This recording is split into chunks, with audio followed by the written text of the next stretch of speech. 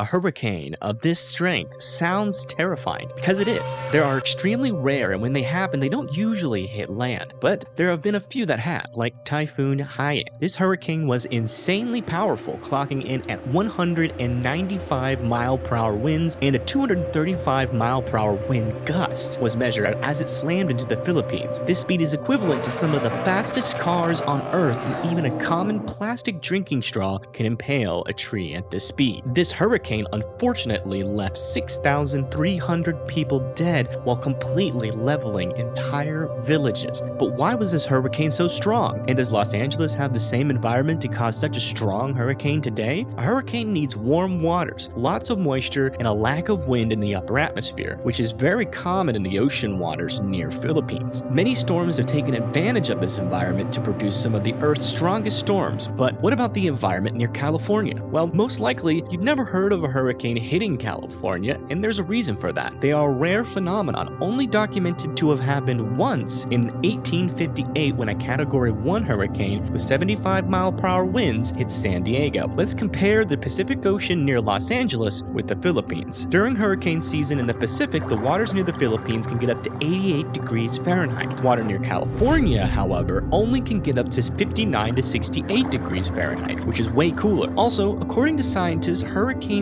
need a temperature of 79 degrees to be able to form or sustain themselves, meaning most tropical systems that hit California are remnants of stronger, fast-moving hurricanes that are in the process of dying as they hit land. The water off the coast of California would have to get a whole lot warmer in order for a storm the caliber of Hurricane Haiyan to impact it.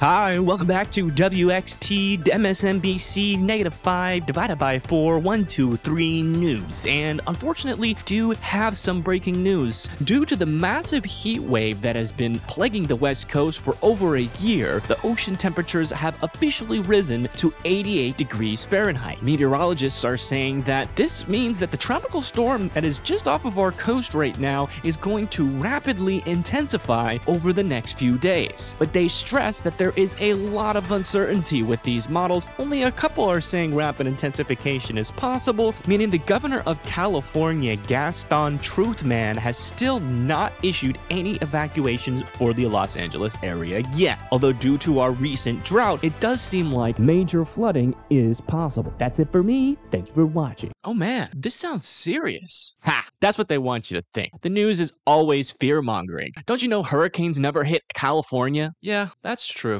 Exactly. So let's go about our daily lives like nothing is gonna happen and absolutely do zero preparation. Well, nothing you've said has ever screwed me over, so yeah, I agree. Unfortunately for Los Angeles, the few models that indicated that Hurricane Hypo would undergo rapid intensification were right, and the storm went from a tropical storm to a major Category 5 hurricane with 190 mile-per-hour winds in less than 8 hours, leaving zero time for the governor to issue an effective evacuation.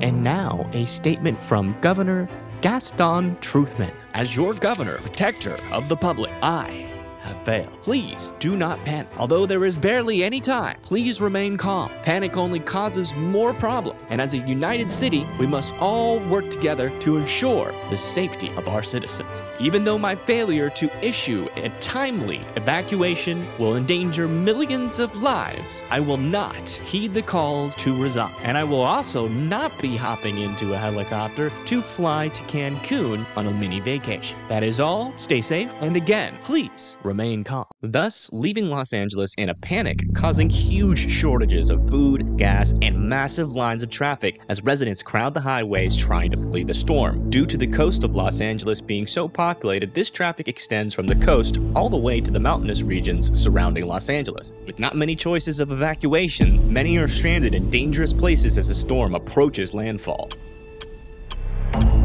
Before the most dangerous part of the storm approaches, tropical storm force winds with gusts of up to 50 miles per hour start to batter the coast of Los Angeles. Even though the winds are seemingly weak compared to what's coming, the power outages are slowly creeping up as trees sitting in ground saturated with rain begin to fall and hit power lines. In fact, due to the normally dry environment that exists before the storm, the rain happening now is enough to cause flooding in the valleys between the mountains as the water has no place to go but down, cutting off multiple highways and causing what will most likely be the first deaths to occur from this system. Over by the coast, small amounts of storm surge of up to 2 to 4 feet have already made going to the beach nearly impossible, but a few beachgoers that surf are challenging Mother Nature's fury, surfing the bigger waves for that fine line of life and death adrenaline rush. It's likely some of these surfers will never see the shore again.